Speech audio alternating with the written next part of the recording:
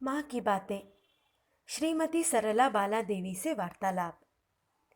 एक दिन शाम को जाकर देखती हूँ कि माँ बरामदे में बैठकर कई विधवाओं के साथ बातें कर रही हैं। उनमें से एक गेरुआ वस्त्रधारी है। उन्होंने माँ को एक गाना सुनाया। अरे जवा, तू वन की शोभा, तू वन का फूल वन में ही खिले, तुझे देख यही लगता शिव की छाती में मानो चरण माँ के।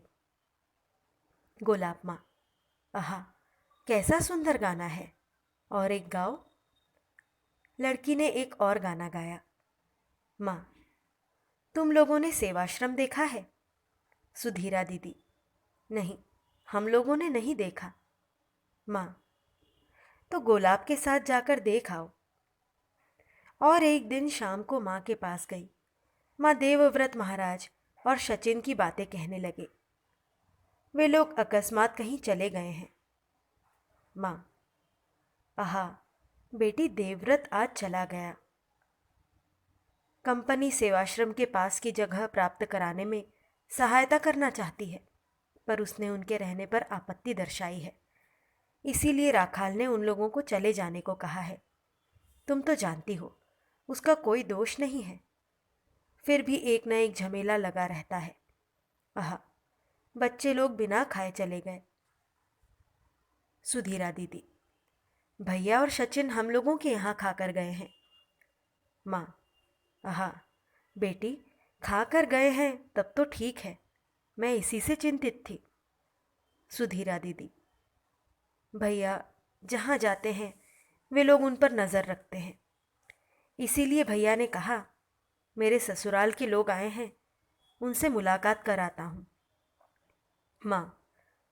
ससुराल के ही लोग हैं बेटी। कब स्वदेशी के आंदोलन में उसे पकड़ा था और आज भी उस पर नज़र रखे हुए हैं। देखो ना, लड़के लोग खाकर नहीं गए, सोचकर सारा दिन मन चिंतित हो उठा था। कैसा हो रहा था क्या बताऊं बेटी। जो हो, तुम्हारे पास खाकर गया है, यहां सुनकर प्राण जुड़ाए। उद्बोधन कलकत्ता। आज जगतधात्री पूजा है। सुबह से ही भक्तों का समागम हुआ है। योगेन माँ के घर पर पूजा है। वे सुबह आकर ही लौट गईं। माँ को अपने घर आने के लिए कह गई हैं। एक भक्त ने आकर माँ को प्रणाम कर कहा, माँ, इस अधम संतान के घर पर एक बार चरण रज देने की कृपा करें। माँ ने कहा, अच्छा, देखती हूँ शाम को जा सकती हूँ कि नहीं। तुम शाम को एक बार आना, यदि संभव हुआ तो जाऊंगी। दोपहर को माँ और हम सभी योगेन माँ के घर जाकर ठाकुर का दर्शन करके लौटी। माँ ने सारे दिन उपवास किया था, क्योंकि उनके घर जयराम बाटी में पूजा है। शाम को 4 बजे के बाद जब सारी पूजा समाप्त हो गई, तब माँ ने प्रसाद पाकर थोड़ा विश्राम किया। भक्त माँ को लेने आया है। सुनकर माँ ने कहा, सुबह उसने इतना कहा है, जाकर एक बार हो आऊं। उसका घर अधिक दूर नहीं, राजवल्लभ मोहल्ले में है। माँ के गाड़ी से उतरते ही उन लोगों ने माँ का पैर धोकर उस पानी को रख लिया। मकान छोटा है और फिर टूटा हुआ है। हम लोग देवी को प्रणाम कर भीतर गए। उन लोगों ने कमरे में एक आसन बिछाकर माँ को बिठा दिया। माँ कमरे के दरवाजे के सामने आसन बिछाकर बोली, मैं यही बैठती हूँ। एक वृद्धा माँ से बात करने लगी। वृद्धा। माँ, मेरे लड़के को आशीर्वाद दो। उसकी पूजा करने की बहुत इच्छा थी, लेकिन घर मकान कुछ नहीं है। किसी प्रकार माँ की पूजा हुई है। उसने स्वयं ही सब कुछ किया है। माँ। आहा, अच्छा किया है।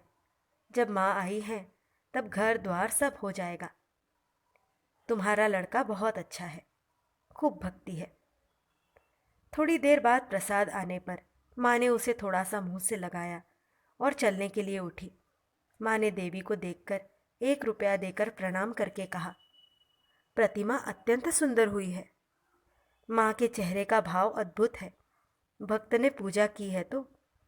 घर लौटकर नलिनी कहने लगी, कैसा मकान था माँ, थोड़ी सी बैठने की भी जगह नहीं थी।